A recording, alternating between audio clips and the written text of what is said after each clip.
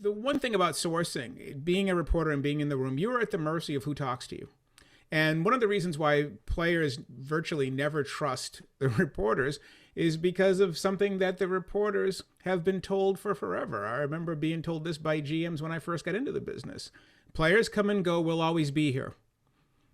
Fans want to know about the team. They want to know who's on the team.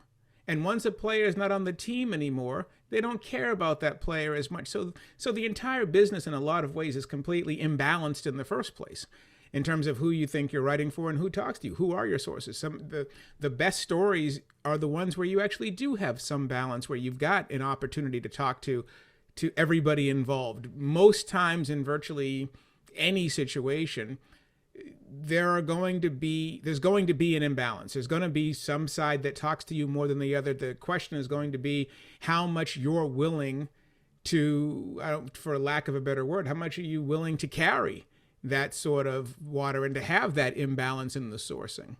But Howard, the other part of it isn't just for the story that we're writing today.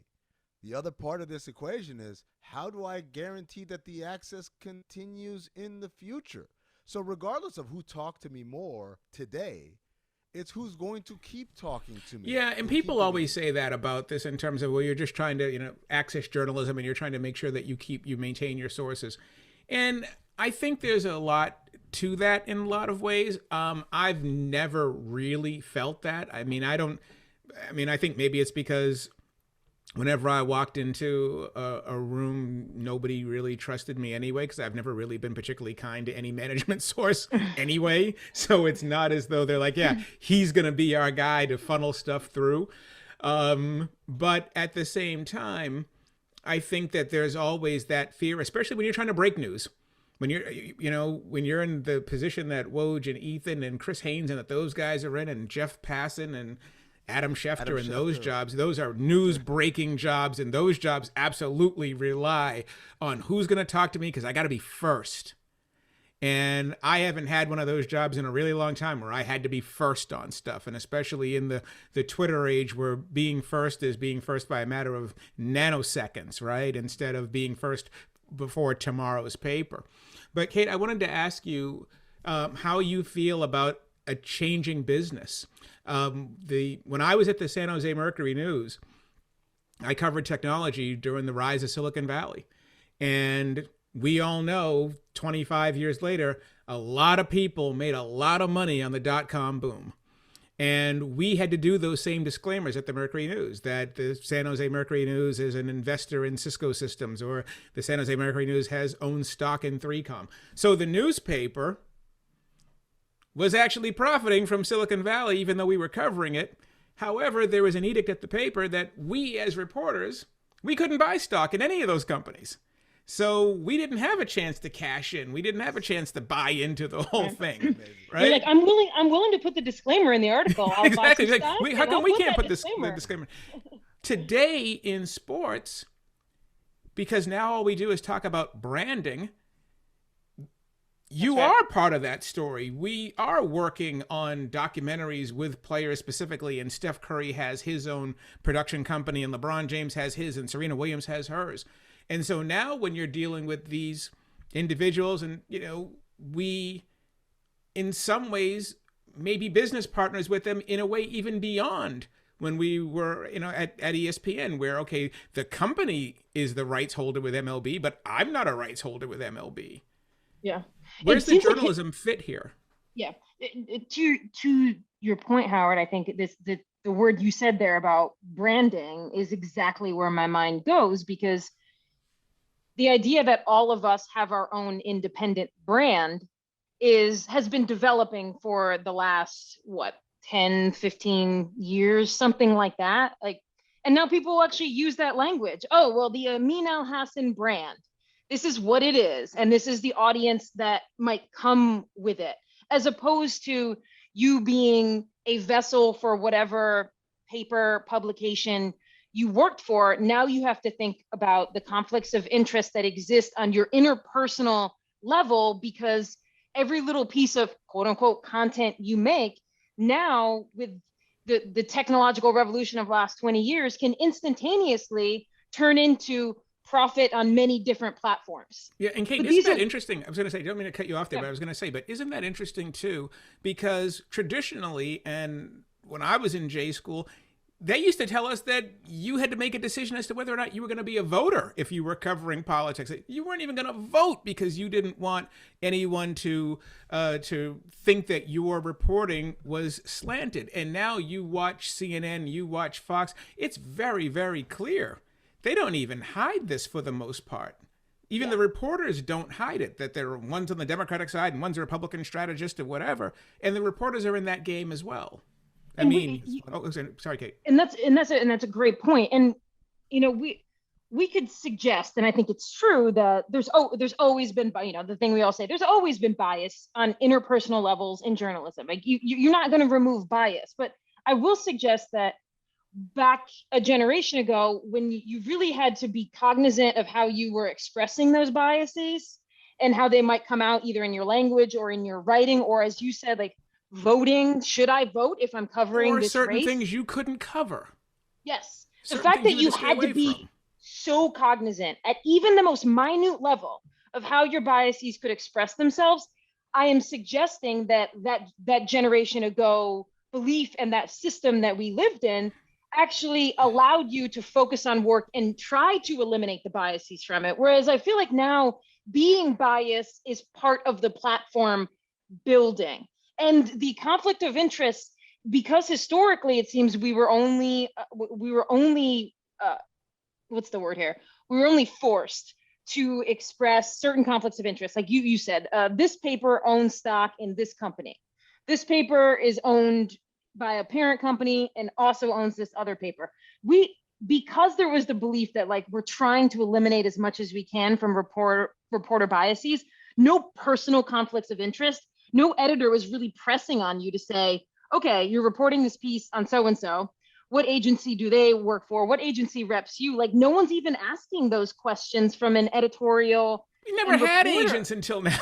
Exactly. And now, part of that game. What agents get 10% of $12,000 a year? Exactly. Who wants to rep me? I'm making 16 grand. But when we were talking about this offline about, you say someone like CA, the agency CAA, I'm like, was there some genius at CAA who knew there wasn't much money in repping writers and broadcasters, but there was a lot of power in repping them? Was that the motivation of even building a wing on CAA that repped broadcasters to say, hey, because there's there is a lot of money on the broadcast side. I mean, 100%. That sure. the TV, the injection of TV into what we do has changed everything.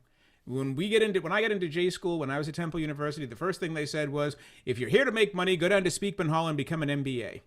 There's money in this game now. There's real money in this game. There are reporters who make $1 million, right? There are people who are really into the power brokering of this, and that didn't exist before.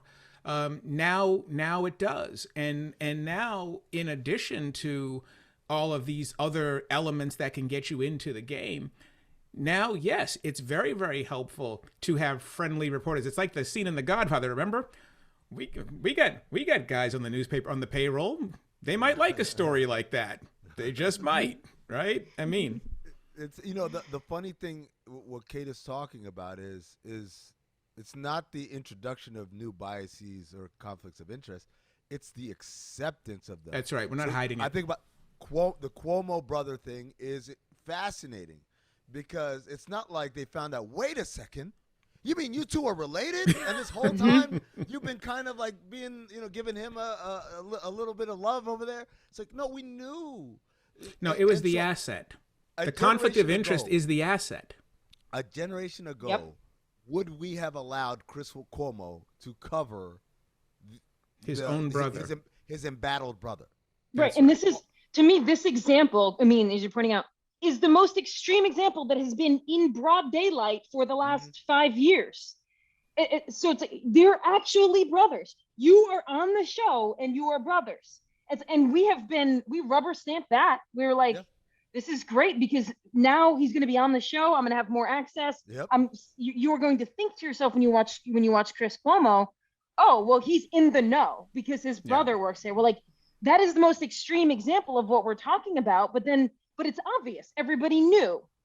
And what the reality is, when you talk about the Woj article and Ethan Strauss and the House of Hoops, is these ones where there's thousands of articles, especially if you're talking about Woj, where that conflict of interest isn't, oh, it's his brother. Yeah, we understand what's happening here. It's so unspoken on the breaking of the news side.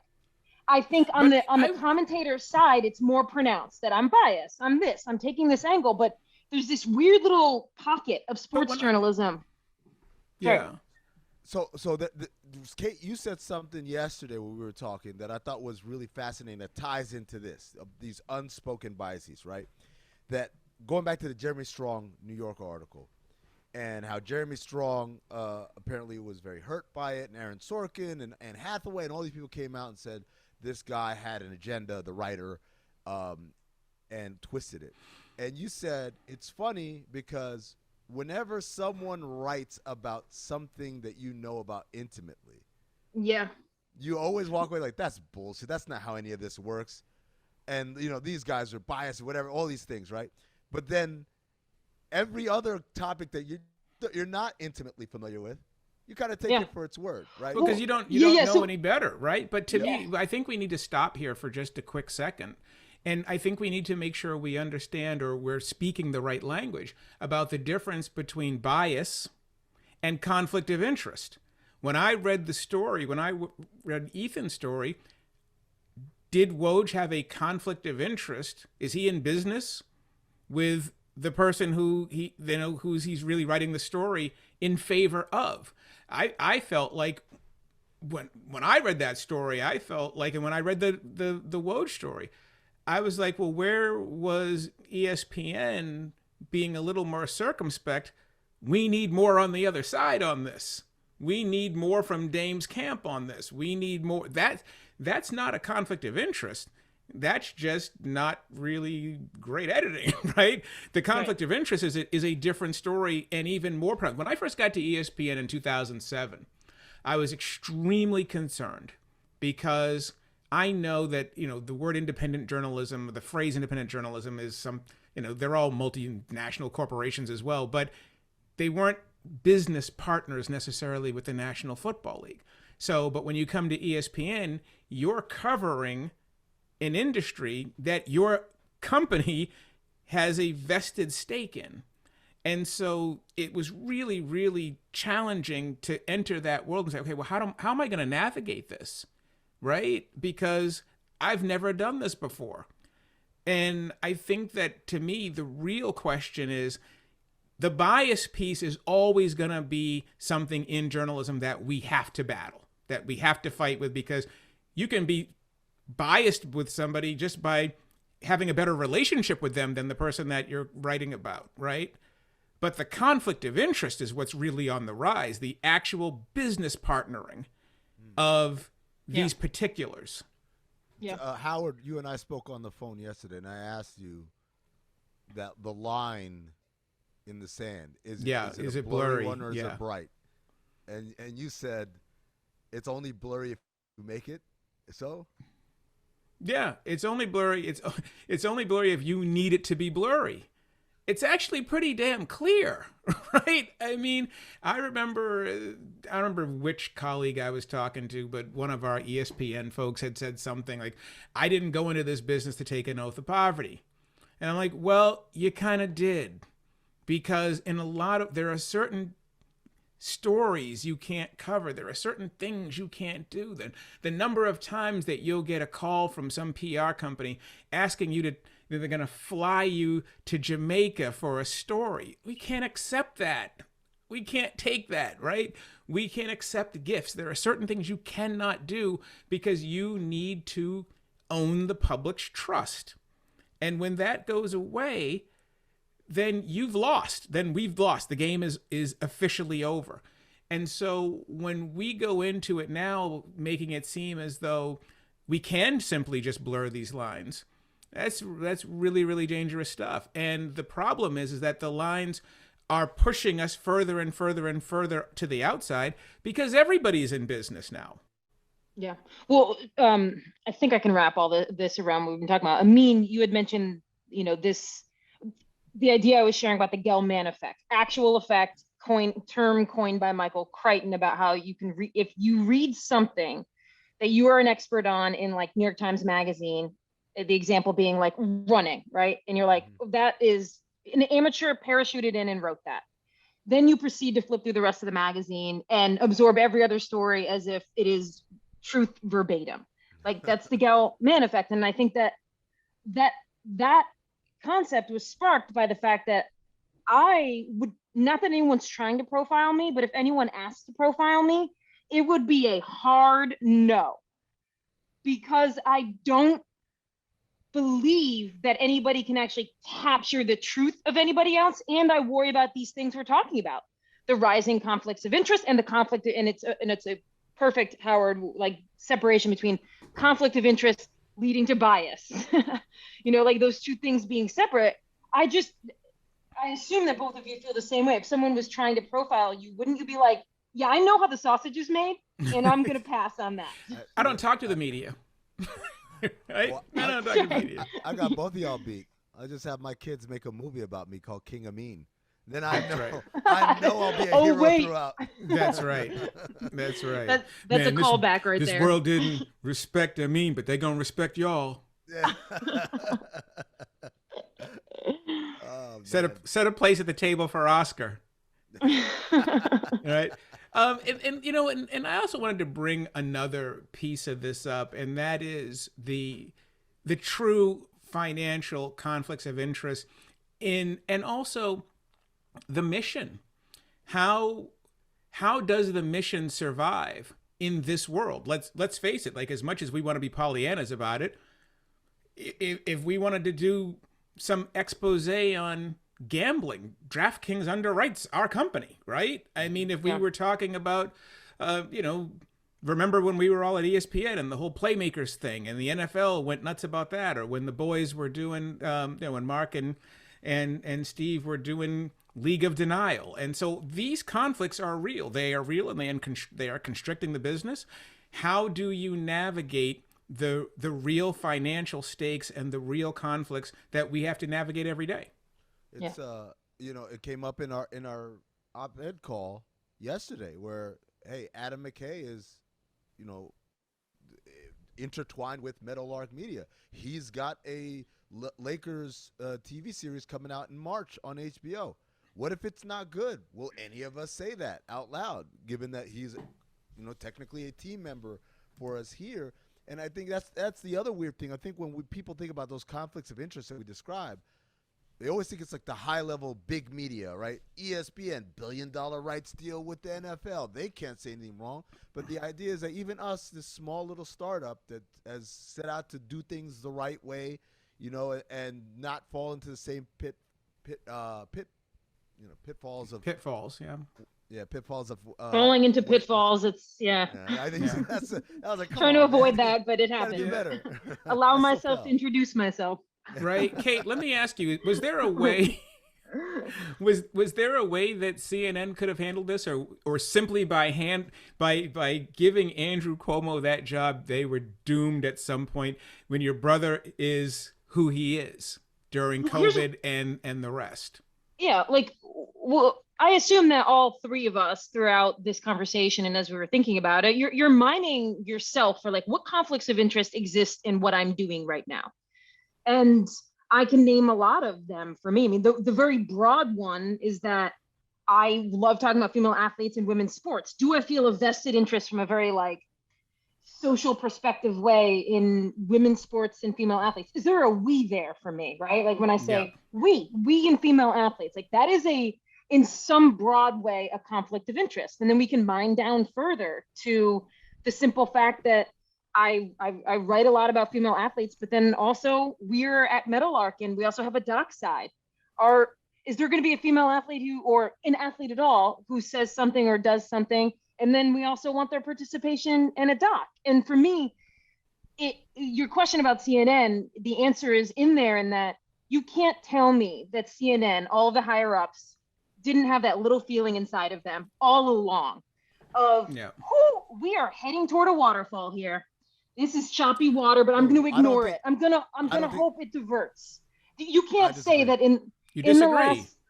You don't think that they were hoping. They were hoping it wouldn't come to this. They were hoping that Chris wouldn't take the extra step and text and help his brother on the side, because there's a possibility they get out of this unscathed if there isn't that final step taking. I'm saying we know these things internally. You know when you've compromised yourself.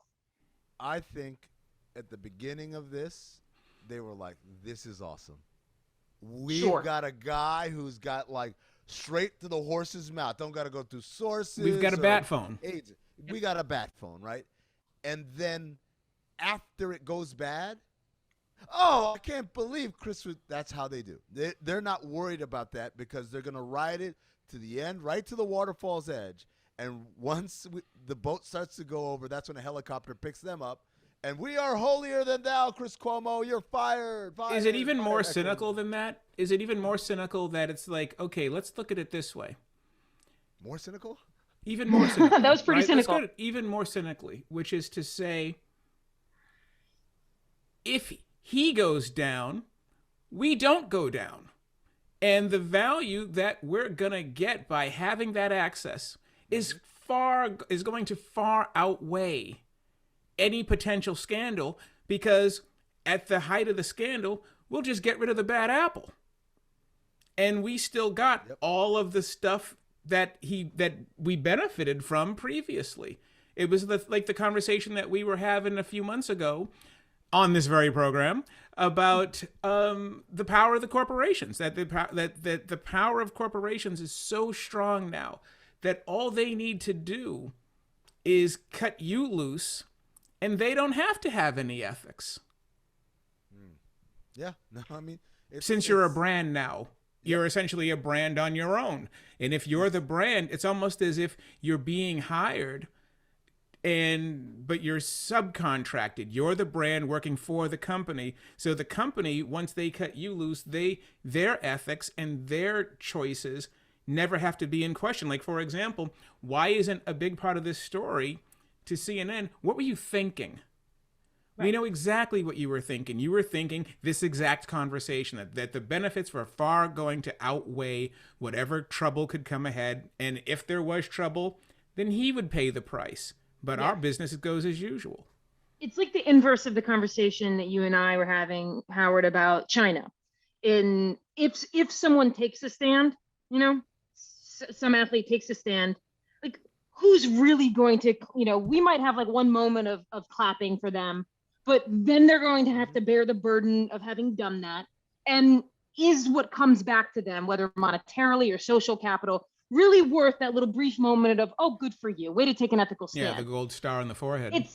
It's the inverse of that here with CNN, in that they know if they took, or maybe it's the same exact thing, if they took some ethical stand and never put Chris Cuomo on air because he is brothers with the governor, or if right at the beginning of the pandemic, they were like, we can't have Andrew Cuomo on because we're taking an ethical stand. Who cares, right? Yeah. Are we all flocking to CNN because of their ethical stand?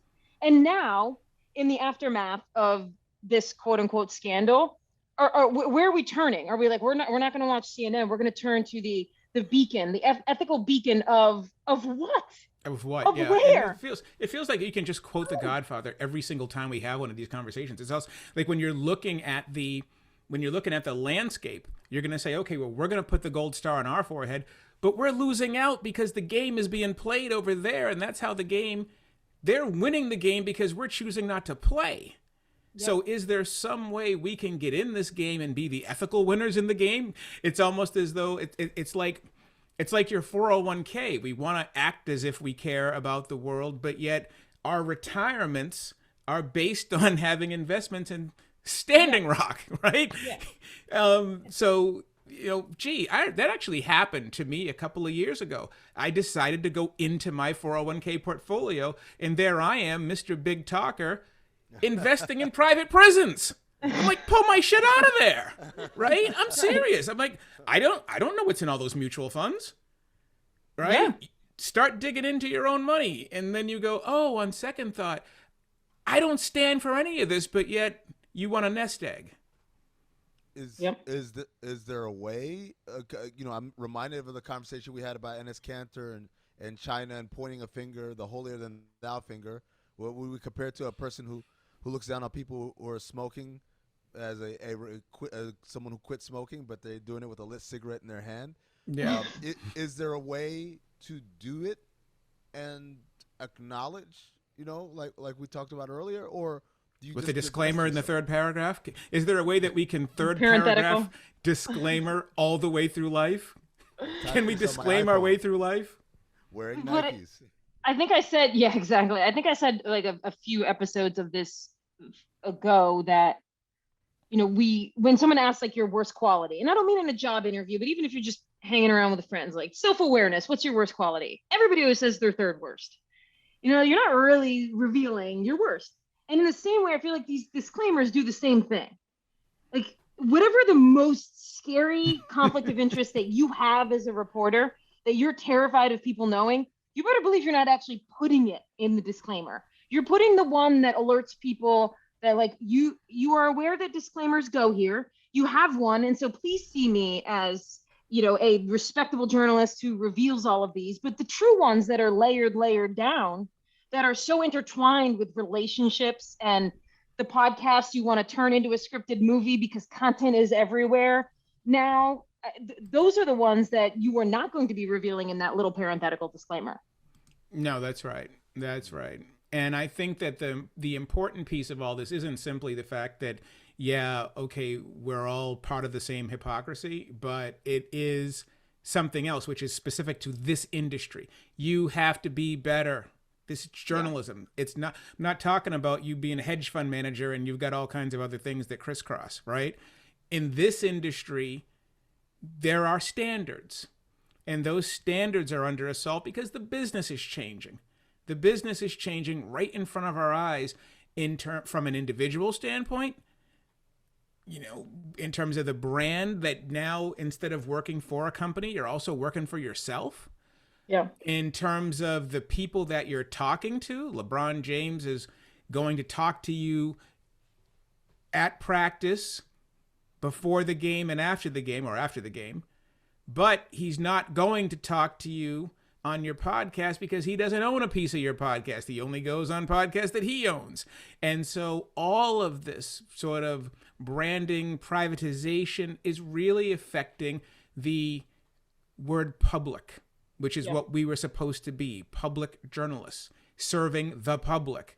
And so these questions are different for us. They're different for this business, especially if you do reject the idea of being the enemy of the people. And then, no, we're here to serve, right? This is part of the gig. One thing I keep thinking about is not that like lawyers are like the ethical bastion that we point to, but there is the practice of, if there's a conflict of interest, you excuse yourself.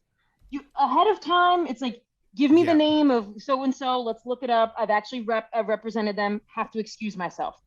That practice, and this is where we're kind of tying it back to the Ethan Strauss piece. That's right. And Woj, like, we're not saying that you have to, if you have a conflict of interest, you have to clear that hurdle and then write the fairest piece in the world against, or if it's a negative story and you need to weigh in on it, you have to go against somebody you've been in a relationship with for a long time. There are people I can't write about anymore. You have to recuse yourself from it. Yes. And that's what is so egregious about the Woj example is no one needed him to go out and put on a cape for the Portland Trailblazers, for Neil Olsh. Like, none of that needed to happen. You could have stepped back from it. Yeah, there are certain people you can't write about anymore. You're too tight. Yes. Right? Yes. I mean, and that happens because you're humans in an industry.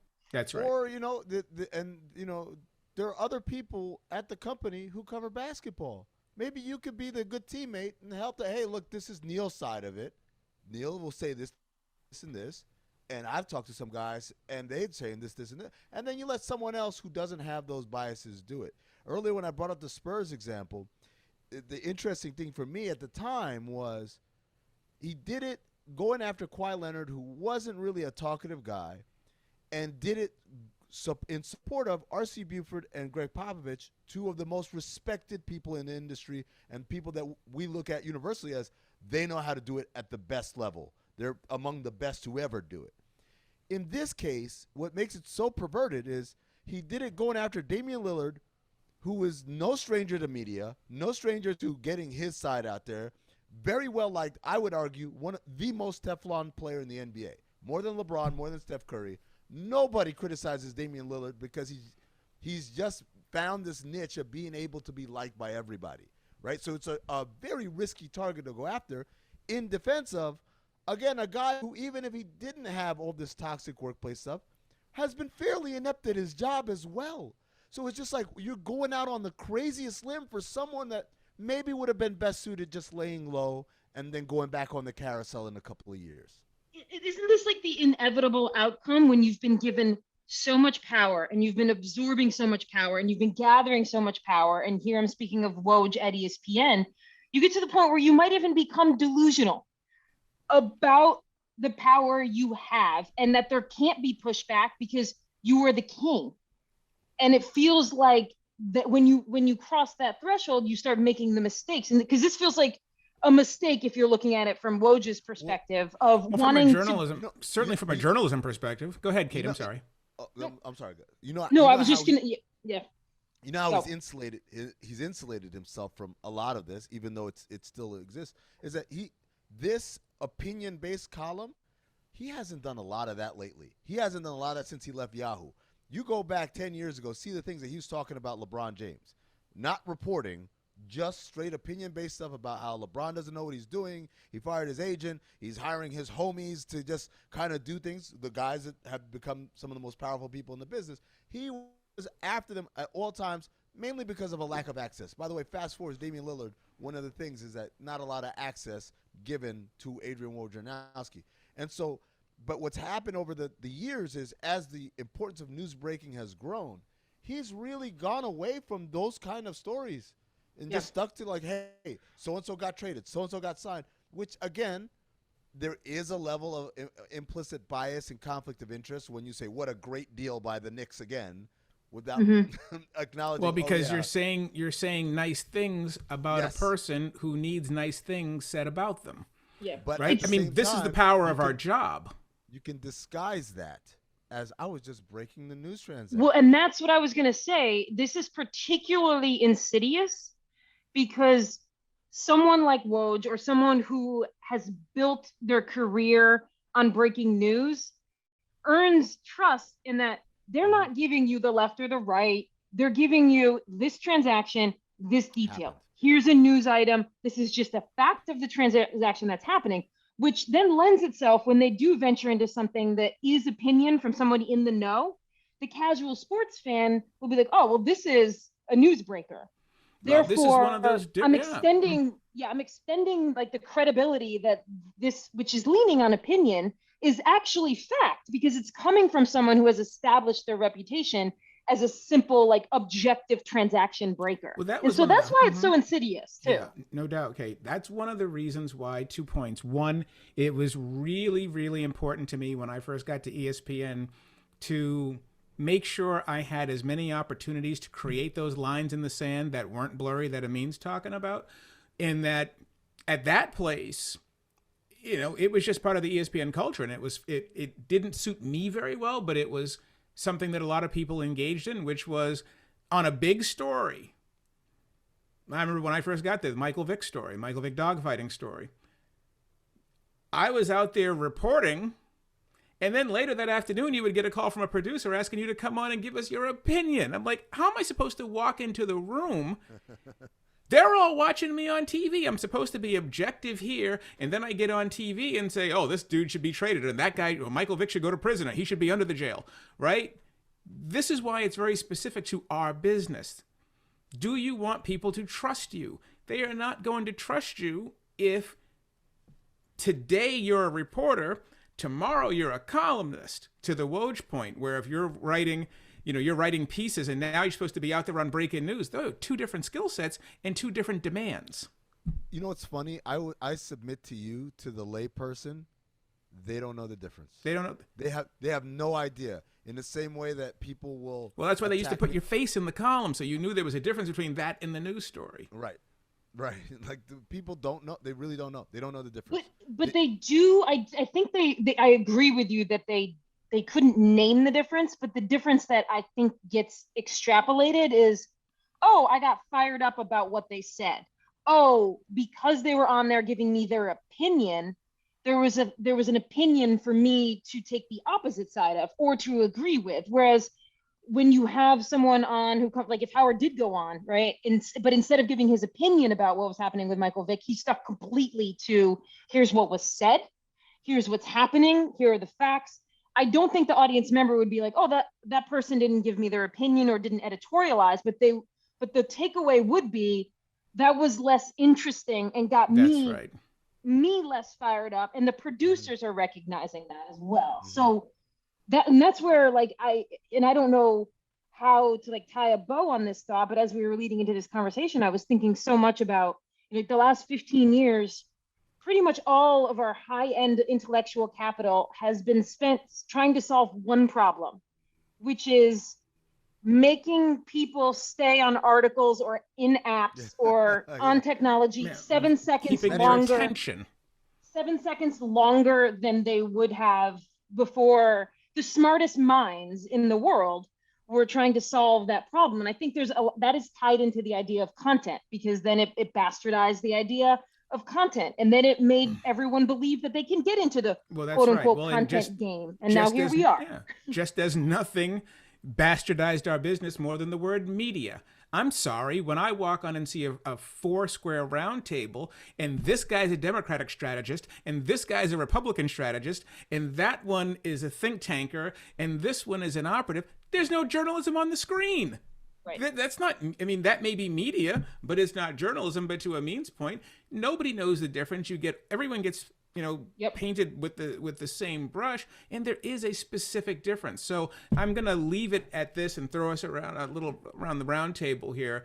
I mean, when you're looking at where we are in the business and where this fits, just from a conflict of interest standpoint, where do you see the areas where there's opportunity, or have we just gone down the hole and that this is it?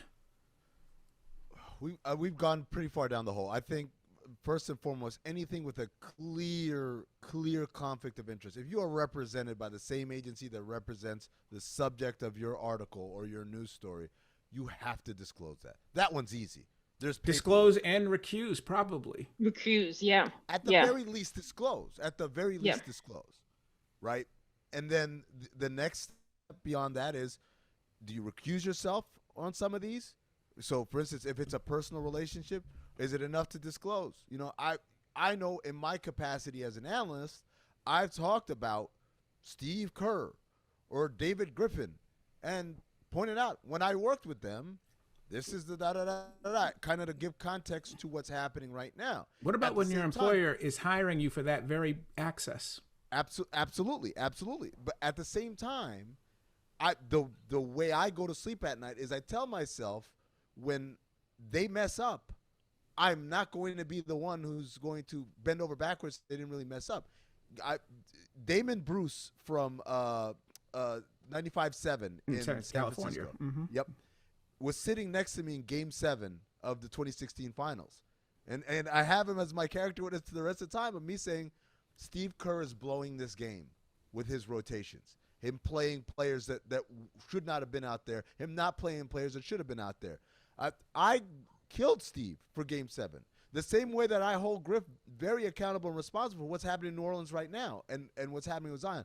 That's how I go to sleep at night, is knowing that, hey, I know Alvin Gentry and I know Luke Walton and I know all these people who work for the Kings. I know Wes Wilcox, who I've worked with before at SiriusXM, and I can still say the Kings are doing things. They're one of the worst organizations in the league. That's the only way I know how to do the job, is to acknowledge I know these people, but if they fuck up, I'm going to say they fucked up on that one. And that seems to be a tack that sadly is a lot rarer among all of us that have these conflicts of interest. Where do you see it going, Kate? I mean, the reason I think that this ship has sailed, or to bring full circle with Austin Powers, why this train has sailed, is because I think ultimately you can't legislate this. And I don't mean government legislation. I mean, even like within journalism, like you can't police it. Therefore, what Amin is saying, and what really has is the way I've always operated, is like you then go down to individual trust and individual decisions. You can't police this. So then you have to trust that every reporter, and also to bring it back to the Jeremy Strong New Yorker profile, is saying to themselves, okay, I got all of this from Aaron Sorkin. Why am I only pulling this one bit? Am I fairly representing? That's the question I ask myself all of the time. Am I going to let go of something that might be more clickbaity and drive traffic because I know it's not a fair representation of the person, of the story I'm telling? That comes down to the individual journalist. And that's why I'm saying, because I don't have a lot of faith in humanity, that's why I think this ship has sailed. Because once you introduced podcasts, documentaries, athlete production companies, you've introduced all these conflicts of interest that you get more social capital, you get more actual money. Human beings don't say no to that. They try to skirt their way around it. And I imagine all of us, maybe not you, Howard, I feel like you're the beacon of journalism on this. There are moments when there are moments when I'm sure I have tried to like skirt around something, and be like, that feels weird to me. Exactly. And we're all in it. We're all in it because the same thing happens here, but in a different way, right? Over on my side of the world, to your point, when you were talking about women's sports earlier, right? When there are a lot of the black players in the game that you built 30-year relationships with, when they're suddenly in the news, where's my byline? You might want to sit that one out. What's the difference, right? So to me, some of it is you make strategic decisions about when I can write about these things and when I can't, but also knowing full well that some of the times you're not writing about it is because you don't want to write about it. You know that if this were somebody else, you'd have a lot to say. And that goes back to personal relationships. But to me, the last piece of all of this is the business deal. We're not just talking about relationships anymore. Now we're talking about business relationships. And as we look at this and as we see more and more, whenever you read something, whenever you see something, when I watch a documentary, what's the very first thing I look for at the credits? Who's the EP? Who's the executive producer? How much? That's right. How much real am I getting against being in the age of propaganda? And on that note, are we doing this next week for Christmas? I don't know. We should drag the audience into that. What do they want? I say exactly. No, right? Let's give them the Christmas gift. Put it on choosing. The poll, Witty. Put it on the poll. Amin, you've got one last line on this, or am I wrapping us? No, you're wrapping us. I am wrapping us. I'm Howard Bryant, Amin Elhassan, Kate Fagan. Happy holidays.